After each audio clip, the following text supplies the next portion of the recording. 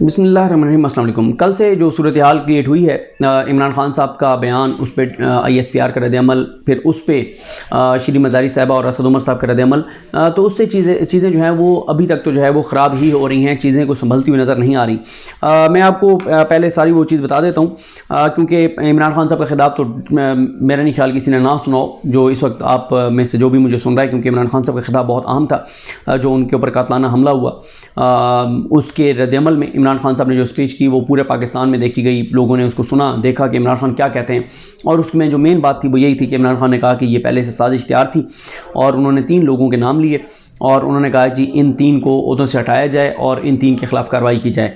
अच्छा, उसमें ज़ाहिर एक शहबाज शरीफ का नाम था, एक राना सनाउल्लाह का नाम था, तीसरा मेजर जनरल फैसल नसीर साहब का नाम जो DGC हैं। तो जब उन्होंने DGC का नाम लिया और उन्होंने बराह रास्त फ़ौज की इन शख्सियात को मुलविस करार दिया, इस्टेब्लिशमेंट की इन शख्सियात को मुलविस करार दिया कि साजिश के पीछे वो हैं, तो उस पर फिर कुछ ही देर बाद मतलब 1-1.5 घंटे के अंदर अंदर ISPR का रद्द-ए-अमल आ गया था। और ISPR का जो रद्द-ए-अमल था उसमें ये कहा गया था कि जो इमरान खान ने इल्ज़ामात लगाए हैं और वो उनकी मज़म्मत की गई थी, और ये भी बताया गया था कि फ़ौज के अंदर एक खुद तसाबी का एक निज़ाम है, और अगर कोई गलत काम करता है ऑफिसर तो उसका एहतसाब होता है। और लेकिन उन्होंने कहा था कि इस तरह के इल्ज़ामात से इदारे को बदनाम करने की किसी को इजाज़त नहीं दी जाएगी, और ये बयानात गैर ज़रूरी भी हैं, नाकाबिल कबूल भी हैं।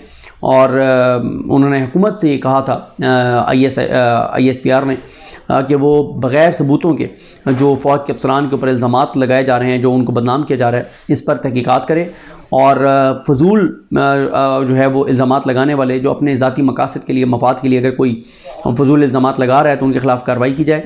और इदारे ने वाज़ेह तौर पर यह कहा था कि वो अपने अफसरान और सिपाहियों की इज़्ज़त और जो वक़ार है उसको दागदार नहीं होने देंगे, और उनके मुकम्मल उनका जो है वो दिफा किया जाएगा।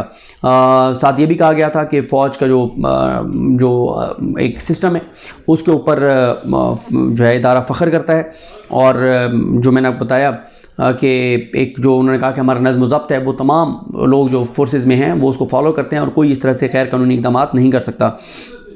उन्होंने कहा कि अगर कोई गैर ज़रूरी और गलत इल्ज़ामात लगाएगा तो हम उन अफसरान का दिफा करेंगे, इदारा उनके साथ खड़ा होगा।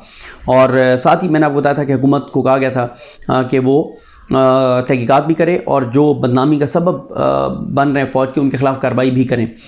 उसके बाद जो रद्द-ए-अमल आया वो आया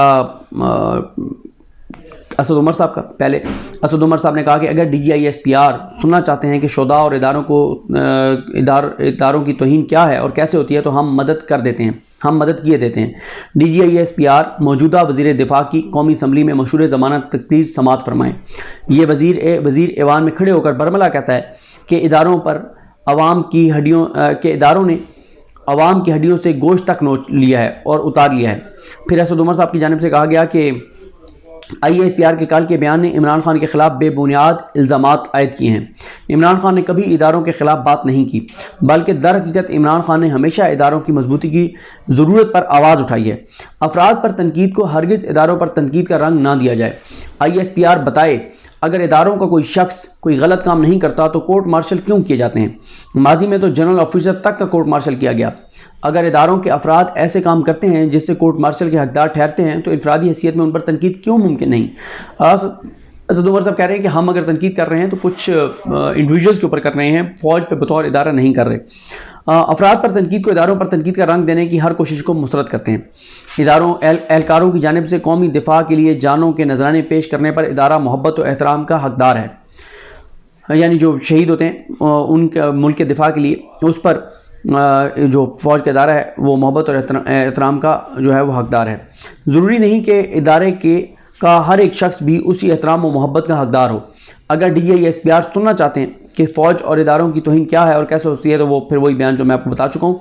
और फिर उसमें आपने ये भी देखा सोशल मीडिया पे बहुत ज़्यादा वो बयानात ज़ाहिर है लोग ट्वीट कर रहे हैं, सामने आ रहे हैं, जो नवाज शरीफ कहते रहे, जो मरीम नवाज़ कहते रहे, जो ये अयाज सादिक कहते रहे, ख्वाजा आसिफ कहते रहे, नून लीग के और लोग कहते रहे, फ़ौज पे जो हमले करते रहे, फ़ौज पे गालियाँ देते रहे, शोदा के ऊपर बात करते रहे। PDM जब बनी, PDM के बनने से लेके PDM के आगे चलने तक मौलाना फजल रहमान साहब और ये सारे जिस तरह के पाकिस्तान की फ़ौज के जवानों के ऊपर, उनकी शहादतों के ऊपर इल्ज़ामात, और इस वक्त हुकूमत में बैठे हुए बहुत से वो लोग हैं जिन्होंने पाकिस्तान की फ़ौज पर ऐसे ऐसे भयानक इल्ज़ामात लगाए हुए हैं जो कोई पाकिस्तानी तसव्वुर नहीं कर सकता, जो मैं यहाँ पर दोहराना भी नहीं चाहूँगा। लेकिन कुछ हैं जिन पे हम बात कर सकते हैं, जैसे कुछ तो हैं जिनको मैं नहीं दोहरा रहा, वो बहुत ही खौफनाक इल्ज़ामात हैं। लेकिन कुछ हैं जैसे ये कहा गया बलूचिस्तान में खड़े हो गए कि पाकिस्तान की दुश्मन पाकिस्तान की फ़ौज है, भारत की फ़ौज नहीं है। जब ये कहा गया कि जो बाढ़ है हम इसको खाड़ फेंकेंगे, ये अचकज़ई वगैरह ने कहा, जो अफ़गानिस्तान और पाकिस्तान के बॉर्डर पर है। हालांकि उस बाढ़ के लिए पाकिस्तान के जवानों ने अपना खून दिया, शहीदों ने अपना खून दिया। तो ज़ाहिर है उन चीज़ों को वो किया जा रहा है। फिर उसके बाद जो शिरीन मज़ारी साहिबा का बयान था वो ये था कि वो कहती हैं कि इमरान खान ने जनरल फैसल को अपने ख़िलाफ़ कत्ल की साजिश में मुलविस लोगों में से एक के तौर पर नामज़द किया। ISPR का इमरान खान पर बयान गैर ज़रूरी और वाज़ेह तौर पर सियासी था। वाज़ेह है कि फ़ौज एक इदारा है जो किसी एक फ़र्द से नहीं जाना जाता। इदारे पर ना तो इमरान खान और ना ही तहरीक इंसाफ के दीगर अफराद ने तनकीद किया। हम अपने शहीदों को सलाम पेश करते हैं जिन्होंने हमारी सरजमीन का दिफा किया। हम इन अफराद पर तनकीद कर रहे हैं जिनके गैर कानूनी इक़दामात से तमाम इदारों को नुकसान उठाना पड़ता है, पूरे इदारे को नुकसान उठाना पड़ता है। अगर ISPR को इमरान खान और हमारे कुछ रिमार्क्स नाकाबिल कबूल और गैर ज़रूरी लगे और यूनिफॉर्म की हिफाजत मकसूद है तो वो भी हमारे जज्बात का एहसास करें। इनमें से किसी एक के ज़रिए ही एक शख्स पर तनकीद करने वाले आम शहरियों को उठाकर तशद्दुद का निशाना बनाया जाता है। हमें इस तरह के तशद्दुद के ख़िलाफ़ बात करने पर किसी किस्म का तहफ़्फ़ुज़ फ़राहम नहीं है। सबसे बड़ी वफाकी सियासी जमात के लीडर और साबिक़ वज़ीर-ए-आज़म पर कातलाना हमले की साजिश का साबिक़ वज़ीर-ए-आज़म है वो कातलाना हमले का शिकार हो चुके हैं। इस मामले पर FIR दर्ज होनी चाहिए और तफ्तीश काबिल एतमाद अवामिल के ज़रिए की जाए। मुझे यकीन है कि फ़ौज का अपना एक मजबूत एहतसाबी निज़ाम है जो कोई फ़र्द या तंजीम ज़मीनी कानून से बालातर नहीं हो सकती। आम शहरियों पर अक्सर मिलिट्री एक्ट के तहत मुकदमा चलाया जाता है, तो किसी को ज़मीनी कानून से मुस्तस्ना क्यों करार दिया जाए? इमरान खान के इल्ज़ामात गैर संजीदा नहीं, ये सबसे बड़ी वफाकी सियासी जमात की कायद और साबिक़ वज़ीर-ए-आज़म को कत्ल करने की साजिश के बारे में है। रियासत के लिए किसी भी शहरी की हिफाजत और ज़िंदगी किसी भी इदारे के वक़ार या इज़्ज़त से कहीं ज़्यादा अहम है। कोई भी रियासी इदारा, ख़ास तौर पर फ़ौज जैसा मुअज़्ज़ज़ इदारा, ऐसे अफराद की हिफाजत कैसे कर सकता है जब उन अफराद ने मुल्क का कानून तोड़ा हो? और ऐसे मुतअद्दिद फ़ौजी एहलकार रहे हैं जिन्होंने कानून को तोड़ा है, हिरासती तशद्दुद के साथ साथ जासूसी के जुर्म भी कर चुके हैं। ये बयान था शिरीन मज़ारी साहिबा का। अब इस पे जब फ़ौज ने कहा हुकूमत को कि आप वो करेंगे, आप कार्रवाई करें इमरान खान के ख़िलाफ़ और इन सब लोगों के ख़िलाफ़, तो अब वफाकी हुकूमत जो है उसने एक कमेटी बना दी है और वफाकी हुकूमत इमरान खान और तहरीक इंसाफ के उन रहनुमाओं के ख़िलाफ़ जिन्होंने फ़ौज के हवाले से बयानात दिए हैं उनके हवाले से कार्रवाई करने जा रही है। और वाज़ेह तौर पर नज़र आ रहा है कि इमरान खान के बयान के बाद ISPR का रद्द-ए-अमल पर PTI के 2 लोगों का रद्द-ए-अमल, बाकी लोगों का रद्द-ए-अमल, और फिर इस पे जो है